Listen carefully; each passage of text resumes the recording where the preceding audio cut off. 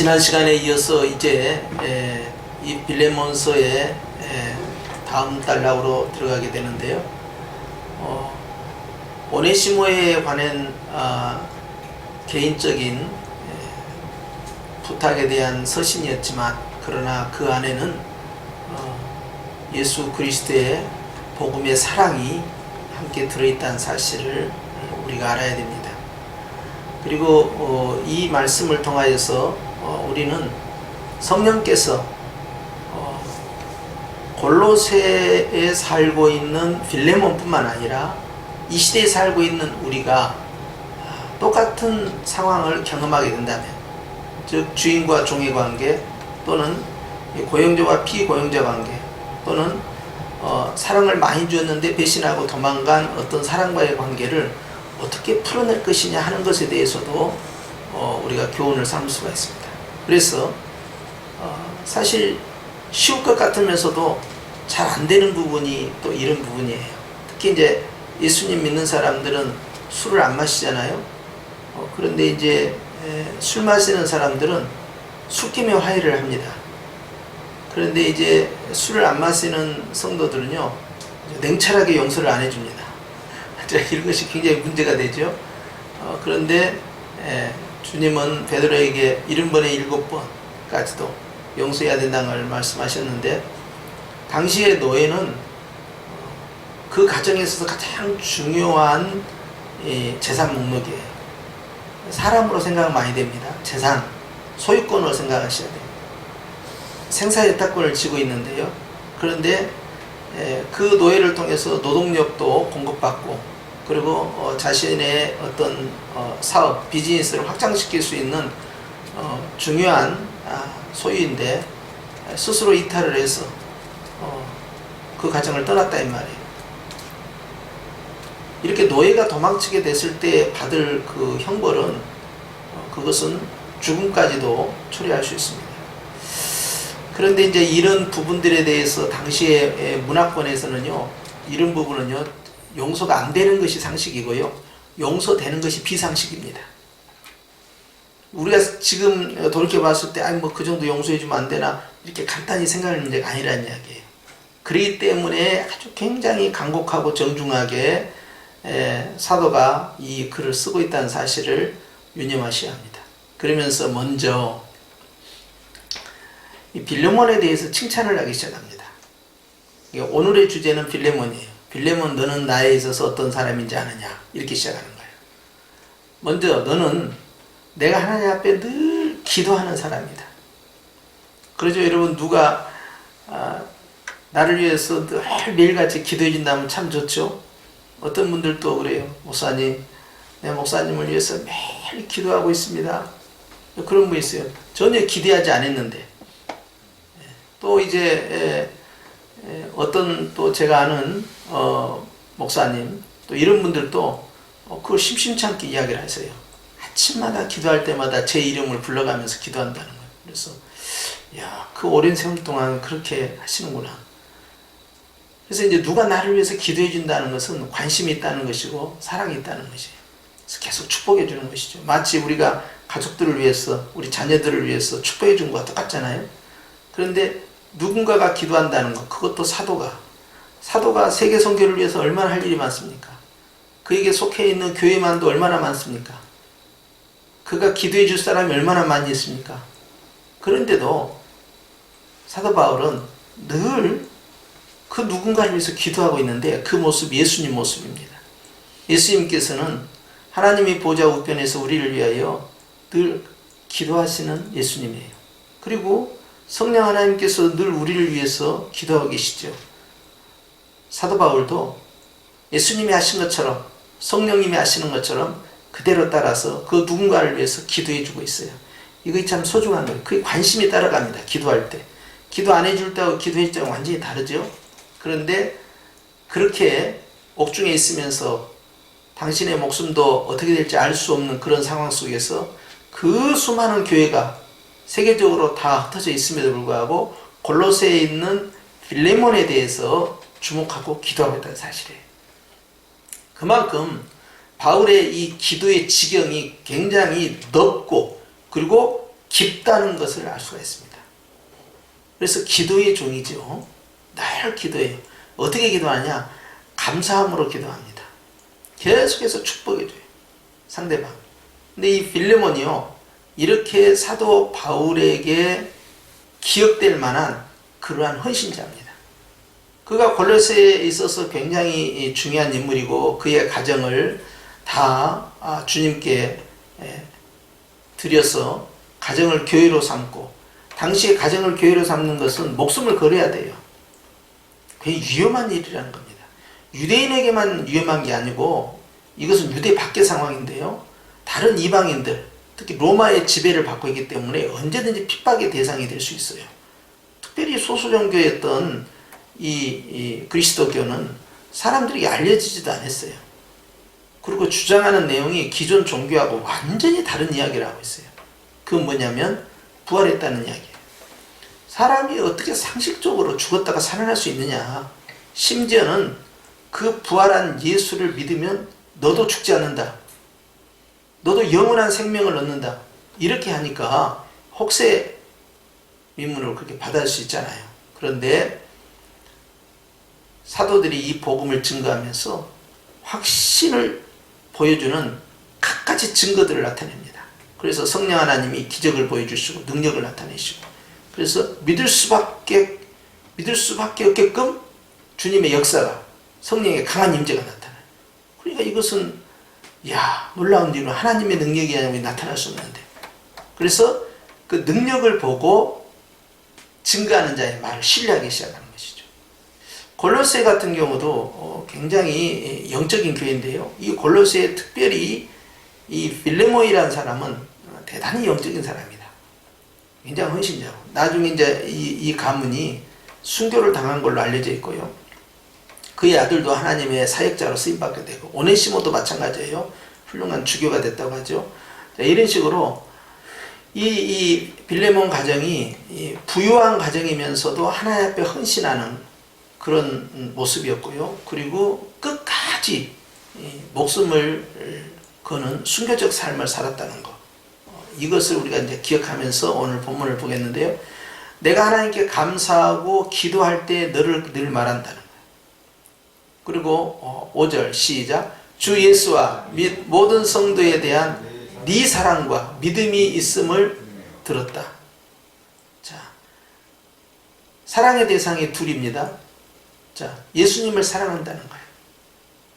그리고 모든 성도를 사랑한다는 거예요. 이 사랑이 풍성하다는 것은 이제 결국 이 사람의 행위의 열매를 통해서 이제 증명이 되는 거죠. 실제 예수님을 사랑합니다 할 때는 헌신으로 나타나고 순종으로 그걸 보여줘야 될 것이고, 성도들을 사랑한다 할 때는 자기 희생과 섬김으로 그걸 나타내 줘야 돼요. 그런데 이 가정에서 빌레몬의 이 가정 자체가 교회가 되지 않습니까? 여기에서부터 예배를 드린 걸로 장소 제공으로 끝나지 않고 그 성도들을 위해서 헌신과 섬김이 같이 나타나야죠. 우리가 이제 그 예배 후에 주일날 이제 식사를 하는 것처럼 말이죠. 당시에는요, 이제 성찬식이 진행됩니다. 그래서 이제 우리는 지금 약식 성찬식 해서 그냥 그 예전으로 드리는 그런 성찬이지만, 초대교회 같은 경우는 실제 만찬을 해요. 그리고 고린도전서 같은 경우도 11장에도 실제 각자가 다 도시락을 가지고 오잖아요. 그런 것처럼 실제 식사교제를 나눕니다. 식탁교제를. 그리고 예수님께서 실제 복음을 전파하는 곳마다 가시면서 다 잔치를 벌였어요. 그래서 바리새인들이 오해를 했죠. 너희 선생은 먹고 마시고 고기를 좋아하고 왜 그런다냐 하고 경건치 않는 것처럼 호도하려고 했죠. 그런데 예수님이 말씀하셨잖아요. 인자가 있을 때는 기쁨으로 잔치를 하는 거지만 신랑을 빼앗길 때는 슬피 울게 될 것이다. 있을 때 잘해라 그 말이에요. 그게.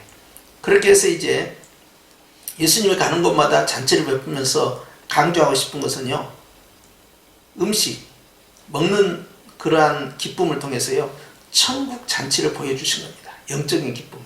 그래서 육을 통해서 영을 보여준 거예요. 그래서 단순히 마음으로만 구원받는 것이 아니라 나의 온 몸과 온 삶으로 구원받은 증거를 보여주는 기쁨의 잔치가 바로 천국 잔치였어요. 그래서 늘 가는 곳마다 잔치를 베푼 것이죠. 자, 그 잔치에 참여하는 사람들은 신분, 고아를 막론하고 다 올 수 있어요. 예수님만 믿는다면 누구나 다 참여할 수 있어요.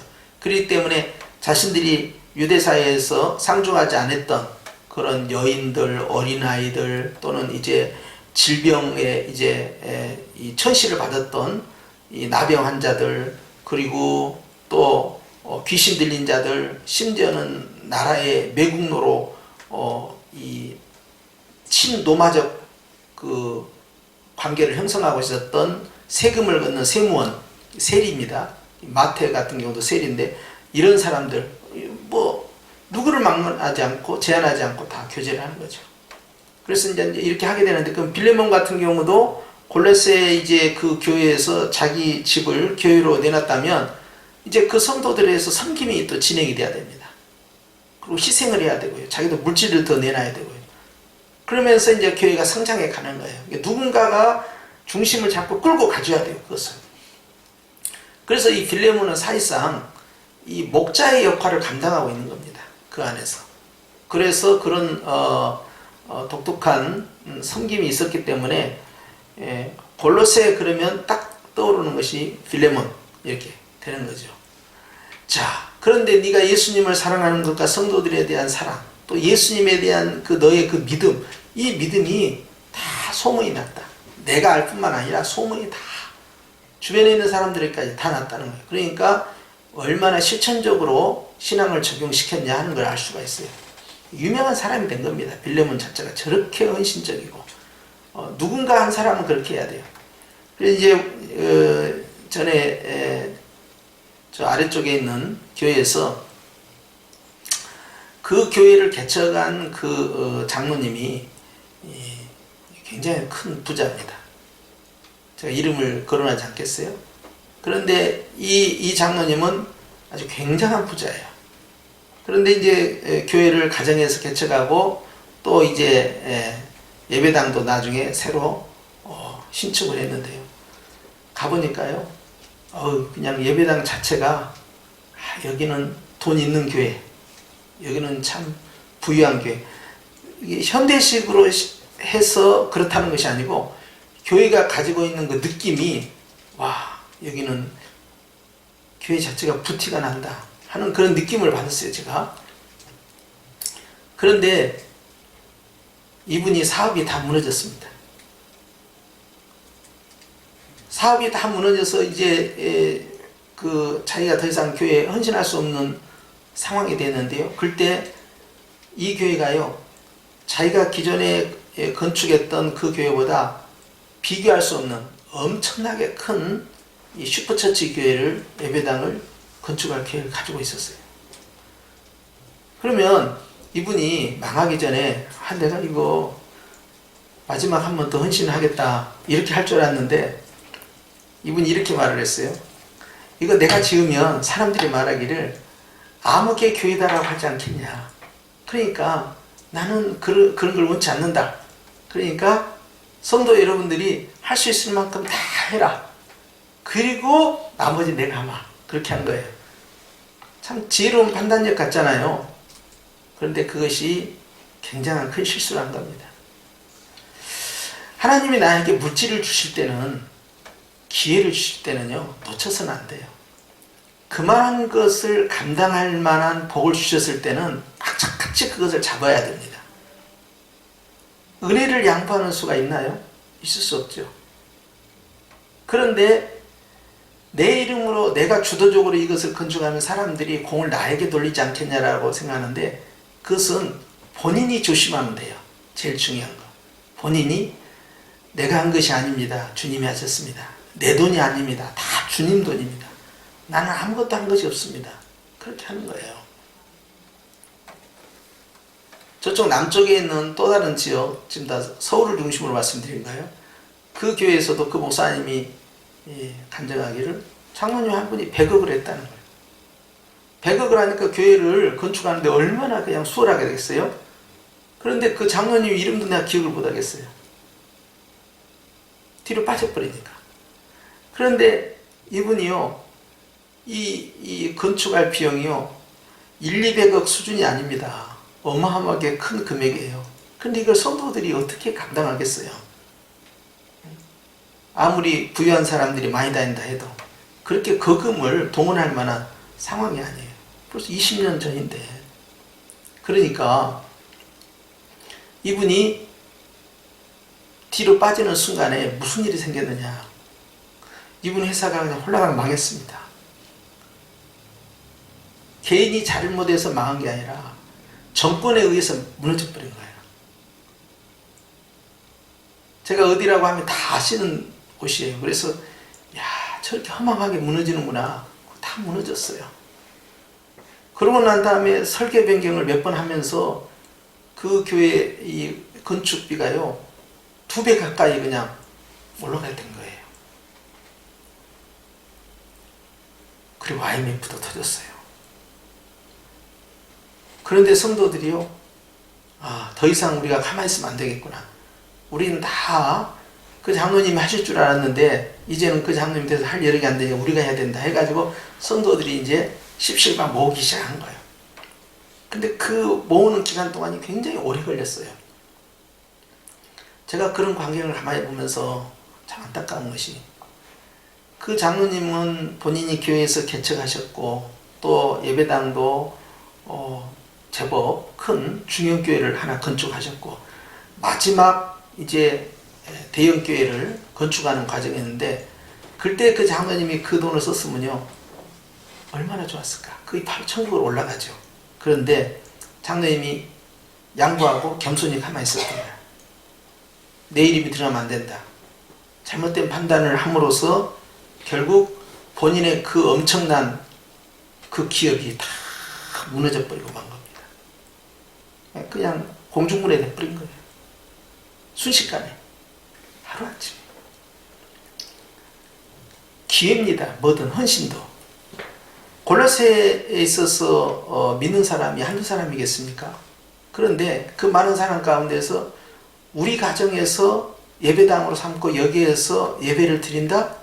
그것은 절호의 찬스예요. 그것은 악착같이 양보해서는 안 되는 거거든요. 그렇게 하고 섬기고 또 베풀고 또 이제 공급하고 그리고 친절을 나타내고 이런 과정을 주님은 다 보고 계시고, 그 사람은 거기서부터 계속 영적인 이 포인트가 하늘나라에 다 쌓여 올라가는 거예요. 지금 그 기회를 빌레몬이 놓치겠습니까? 안 놓치죠. 그리고 기회는 항상 있지 않아요.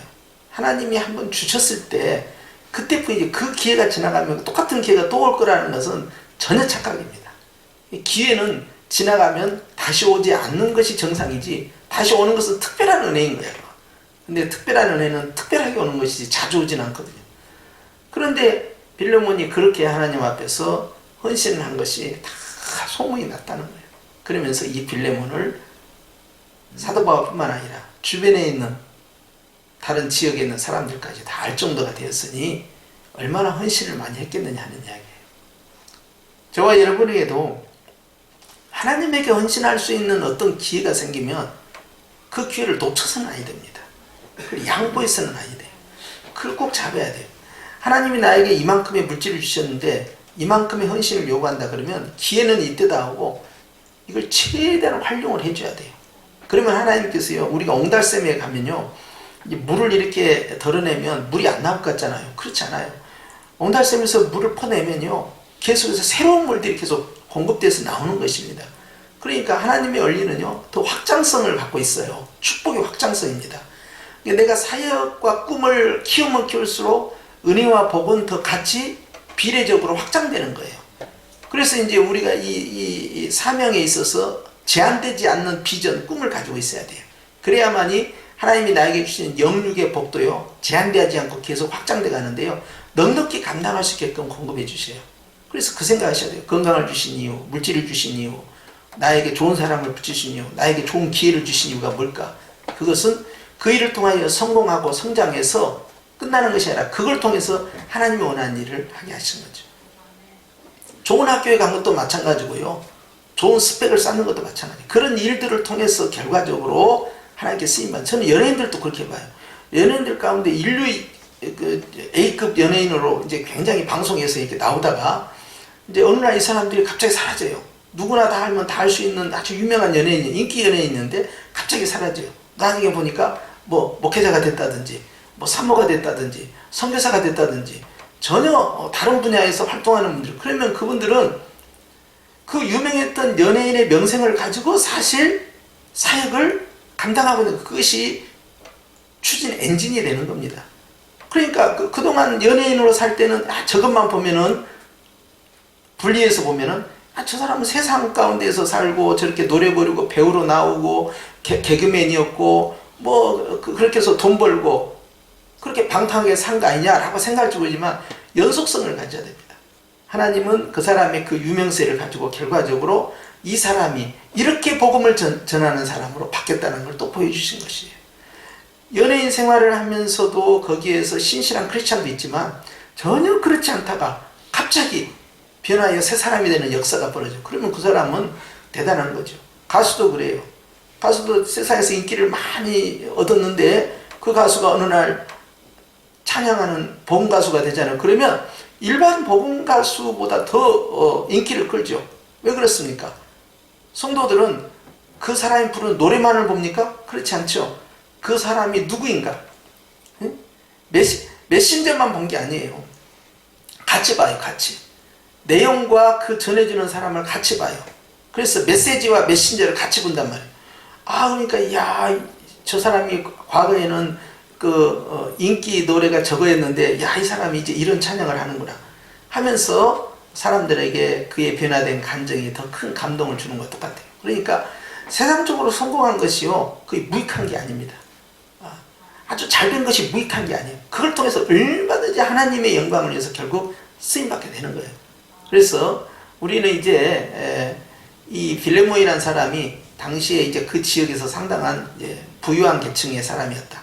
그런데 이 사람이 본인의 교회를 개방하고 굉장히 위험한 일이죠. 그러면서 성도들을 섬기고 물질적으로 또 이 몸으로 헌신하면서 하나의 교회를 이끌어가는 리더 역할을 했다. 이런 거에 대해서 사도 바울이 칭찬해 준 것입니다. 6절을 보겠습니다. 시작. 이로써 내 믿음의 교제가 우리 가운데 있는 선을 알게 하고 그리스도께 이르도록 역사하느니라 그랬습니다. 자, 이렇게 실천하는 그러한 믿음, 그런 사랑을 이제 하나님께서 기뻐하시고 바울을 통하여 칭찬하시는데, 네 믿음의 그 교제, 성도들과의 교제입니다. 교제가 우리 가운데 있는 선을 알게 하고, 야, 역시 교회 다닌 사람들은 저런 관계성을 유지하고 저런 공동체가 되는 거야. 참 착한 사람들이야. 그런 공동체를 형성해 가는 거예요. 빌레몬의 헌신이에요. 그리스도께 이르도록 역사하느니라. 결국 하나님께서 기뻐하시는 아름다운 몸된 교회를 네가 만들어가고 있다는 걸 내가 칭찬한다. 이렇게 하는 것이죠. 그래서 이제 사람마다 이제 체력이 틀리고 또 그 건강의 유무가 다른 것처럼 말이죠. 교회마다요, 영적인 체력이 틀리고요, 또 특징도 다르고, 그리고 건강성도 다릅니다. 그래서 이제 다양한 형태의 칼날을 가지고 있는 교회인데, 빌레몬이 섬기고 있는 이 골로새 이 공동체는요, 하나님 앞에서 참 칭찬받을 만한, 그래서 그들 한 사람 한 사람의 공동체를 끌어서 예수님께로 인도하는 그러한 아름다운 초대교회를 형성했다는 사실 앞에서 또 칭찬을 한 거예요. 마지막 7절 시작. 성도여, 성도들의 마음이 너로 말미암아 평안함을 얻었으니, 의 핵심입니다. 오늘의 주제인데요, 너로 말미암아 평안을 얻었나니. 제가 앞서 말씀드린 것처럼 하나님께서 여러분에게 큰 물질을 주시고 큰 권세를 주시고 큰 능력을 주시고 또 큰 건강을 주시고 큰 재능을 주셨으면 여러분 어떻게 하실랍니까? 이거 내가 뭐 앞장서서 하면 이거 괜히 내가 교만해 줄 수 있고 사람들에게 또 섬길 수 있는 기회를 내가 안 주는 것 같아서 그러면 안 되는데 막 그렇게 얌전한 척 하면서 뒤로 빼실랍니까? 사실 그것은요, 정말 불신한 거예요. 하나님이 나에게 주시는 기회를 놓치지 아니한 거, 이게 지혜입니다. 그런데 빌레몬이 만약에 양보를 했으면 어떻게 됐을까요? 저렇게 건강하고 성숙한 교회를 형성할 수 있었을까요? 전혀 아니죠. 그의 헌신과 섬김이 있었기 때문에 가능한 거예요. 하나님이 우리에게 그 공동체 안에서 사역할 수 있는 기회를 주셨을 때는요, 그 기회는요, 한 번으로 끝날 수 있다는 생각을 하셔야 됩니다. 즉, 뺏겨서는 안 된다. 놓쳐서는 안 된다 생각. 그러니까 지금이 아니면 언제 하리요? 지금이야말로 지금이 마지막 기회다 라고 생각하고 그것을 덥석 잡는 것이에요. 이것이 중요한 겁니다. 항상 그렇게 할 것 같지만 절대 그렇게 못합니다. 그래서 내가 지금 은혜로 충만하다고 해서 내년에도 은혜가 충만하고 또 그 다음에도 은혜가 충만하고 그럴 것 같습니까? 그렇진 않아요. 우리의 이 하나님을 향한 영적인 은혜든 육적인 은혜든 항상 기회가 있다는 사실. 하나님이 기회를 주신 것은 사역하라는 것이고, 사역하라는 것은 주님이 상급을 주시기 위해서 그러한 것이에요. 그렇기 때문에 교회의 공동체, 성도들 그 교회입니다. 교회가 너로 말미암아 평안을 얻었다. 네가 그렇게 헌신하니까. 그래서 우리가 뭐 노블레스 오블레주라고 하는데요, 할 수 있는 분이 봉사를 안 하고 섬기지 아니하고 베풀지 아니하고 막 그러잖아요. 그러면 굉장히 불만이 일어나요. 할 수 있는데 안 하니까. 그래서 이제 우리가 이제 그 사람들과의 어떤 동기 모임을 갖는다든지 동창 모임을 갖는다든지 뭐 보면은 이제 어느 교회의 목사님은 교회가 사이즈가 있고 크고요. 그리고 물질이 넉넉해요. 그리고 그러지 않는 목사님들 굉장히 어렵고 정말 개척교회 가운데에서도 아주 밑바닥 개척교회를 하고 계시는 그런 분들이 있어요. 벌써 사역이 25년, 30년 돼가는데도 그렇다는 거. 그리고 자녀들은 계속 이제 성장을 해서 다 청년기를 다 이루고 있는데도 그렇다는 거예요. 그런데 그러면 이제 목사님들이 이렇게 모이고 이제 어려운 분들과 같이 함께 했을 때 그러면 식사를 한다. 그러면 누가 사야 되겠습니까? 당연히 사람들이 생각하기에 큰 교회에서 심무하는 저 목사님이 대접을 할 거라고 생각할 거 아니에요. 근데 그분이 안 해버렸다. 그럼 나머지 분들이 어떻게 생각하겠어요? 마음에 상처를 받습니다. 원래 큰 집은요, 많은 사람들이 와서 함께 식사하는 것이 큰 집인 거예요. 내가 대접할 수 있고 섬길 수 있는 여유가 있고 여력이 있다는 건 큰 복입니다. 왜냐하면 결국 상을 받아요, 하나님께. 그런데 내가 충분히 할 수 있는데 안 하는 거야. 그냥 해도 괜찮은데, 할만한데, 또 상대적으로 내가 해야 돼. 그런데도 섬김이 없다. 그러면 하나님께서 그 사역 가운데 그 공동체 가운데 어떻게 복을 주시겠냐는 거예요. 그래서 사랑은 받는 것이 아니고 주는 것인데 자꾸 베풀어야만이 주님이 뭘 계속해서 채워준단 말이에요. 그런데 부자들 보면요, 제 주변에 요즘 그런 분을 좀 보는데 들어가는 것은 안 나와. 이런 분을 봤어요. 들어가는 건 안 나오더라고. 그래서 내가 가만히 보면서 저렇게 움켜잡으면 부자가 될지 모르지만 그거 없어지는 것도 한순간일걸. 어째서 저렇게 잡고 있을까? 써야 할 때는 반드시 써야 된다 이 말이에요. 그런데 쓰고 싶어도 못 쓰는 분들이 있어요. 개척교회 목사님들이 시찰이나 노예를 하면 또 무슨 그 모임 같은 거면 안 오려고 그래요. 어떤 분은 교통비도 없어서 못 오겠다는 분도 있지만요, 어떤 분은요, 자기 자신이 너무 비참한 거야. 모임에 가면 그냥 회피해버려요. 그냥 앉아서 기도하고 그냥 성도들 한 10여 명, 20여 명 성도들 위해서 기도하고 성경 읽고 그걸로 자기 스스로를 자폐를 해버립니다. 그냥 스스로 외부 활동을. 내가 그런 생활을 다 해봤어요. 교회를 4번이나 개척하면서. 개척교회 목사님들의 어려움을 누구도 잘합니다. 정말 비참해요. 나는 그래도 잘 사는 집에 아들이다 그렇게 소문이 났는데도요, 뭐 그 시골 부자 가지고는 이거 감당 안 됩니다. 시골 부자는. 시골 부자가 부자면 얼마나 부자겠어요. 또 부모님이 잘 산다 해가지고 나는 지원도 못 받았어요. 돌아가신 그 모교회 목사님 계시더라고요. 잘 사는 집 아들이 부잣집 아들이니까 주부에다가 그냥 기도 명단에만 올려놓겠다고. 당연하죠. 저보다 어려운 분들이 얼마나 많은데. 그런데도 나는 정말 바닥에서 헤매고 있었어요. 바닥에서 헤매니까 기도가 나올 수밖에 없는 거죠. 그런데 목사님들, 어려운 목사님들 보면요, 정말 가족들, 사모님을 비롯한 그 가족들 정말 힘들게 살죠. 그리고 무엇보다 자존감이 낮아집니다. 그리고 자꾸 사람 눈치를 보게 돼요. 이런 것이 굉장히 속상한 거야. 당당하지를 못한 거야. 그리고 목사님들도 이렇게 모이면 큰 교회 목사님들은 발언도 잘해요. 그런데 작은 교회 목사님들, 개척교회 목사님들 말을 안 합니다. 가만히 있어요. 위축이 된 거야. 무슨 이야기를 하겠냐.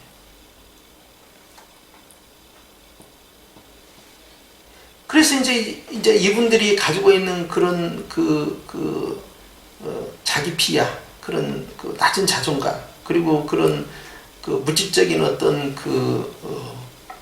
애호쌈, 그런 스트레스가 굉장한 거죠. 그러다 보니까 늘 기가 죽어 있어요. 이분들을 어떻게 좀 기를 좀 살려볼까, 어떻게 위로할까, 어떻게 격려할까, 이분들에게 어떤 도움을 줄 수 있을까, 이제 그런 연구를 자꾸 하는 거예요. 그런데 우리 교단에 100교회가 있으면 85개 교회가 다 이런 형태입니다. 그리고 65교회는요, 100개 교회가 아니라 65교회는요, 다 30명 미만 교회예요. 굉장히 어렵죠. 난 성도들 가운데서도 어려운 분들이 많이 있지만, 그래도 성도들 같은 경우는 그래도 나라에서 조금 요즘 복지가 계속 진행되고 있어서 그나마 다행이라고 생각하는데, 목회자들 같은 경우, 특히 이제 도시 개척교회 목회자들은 국률의 대상에서 자꾸 빠지게 돼요. 왜냐하면 주로 선교사님들, 그 다음에 농촌, 그 다음에 어촌, 상간, 오지, 이런 분들이 주로 대상이 됩니다. 그러니까 도시 개척하신 목사님들은 결국 어려워요. 그러니까 결국 투잡을 하는 거예요. 그래서 뭐 대리운전도 하신 분들도 있고, 또 야간 경비 나가시기도 하고, 또 뭐 과외 공부하시고, 또 제가 아는 목사님은 택배를 하십니다.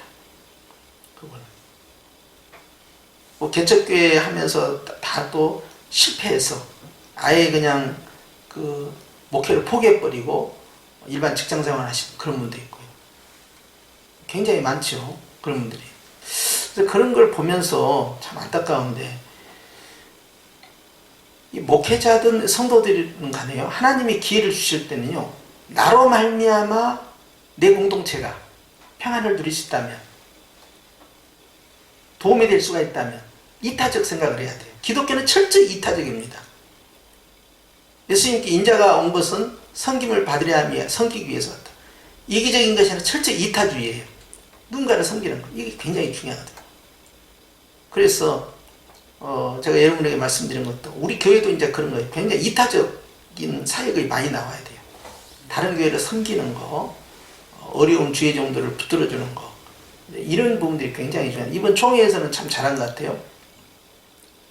대구 경북 지역 같은 경우도 총회장도 자기 판공비 쓰지 않고 그냥 다 그쪽에다 지원해버리고, 또 이제 지역별로 다 균등하게 나갔지만 특별히 어려운 교회, 작은 교회들을 향해서 또 총회 구제부도 나서고, 각 단체들이 나서고, 또 대형 교회 같은 경우는 또 요즘 무슨 운동을 했냐면요, 총회하고 같이 그걸 했는데, 상가 임대교회들, 월세 못 내는 교회들 있잖아요. 그런 교회가 엄청나게 많습니다. 뭐 한 4,000교회 이상 될 거 아니에요. 근데 그 가운데서 계속 제보 뽑기를 하는 거예요. 그래서 한꺼번에 막 수십 개 교회, 계속해서 그냥 막 100개 교회, 계속 임대료를 계속 지원해주는, 이런, 그럼 굉장히 재정이 많이 나가거든요. 한 교회를 100만 원씩만 나간다 하더라도 10개 교회면 벌써 1,000만 원이고, 100개 교회면 억이 되잖아요. 근데 그것을 계속 하는 거예요, 그냥. 대형 교회들은 또 대형 교회들 할 게 있고, 총회는 총회들 할 게 있잖아요. 그렇게 해서 이제 어떻게든 도움을 주려고 하고, 그런 상황이에요. 성도들도 마찬가지입니다. 하나님이 나에게 이 모양 저 모양으로 복을 주시면요, 나를 통해서 내 주변에 있는 이 부모, 형제, 고려, 친척들, 그리고 내가 섬기는 내 교회에 평안을 끼칠 수 있는 액션들이 나와줘야 돼요. 가족들한테도 주변의 친척들한테도 손을 더 벌려야 됩니다. 넉넉하게. 그리고 교회에 어떻게 하면 하나님을 위해서 쓸 것이냐. 그렇게 하면요, 안 믿는 형제간들이나 주변의 친척들도 마찬가지예요. 교회만 다닌다고 말을 인색하고 자기밖에 모르는 그런 사람 가족 가운데 있다고 하면 누가 좋게 말하겠어요? 교회 나가고 싶은 생각도 전혀 없겠죠.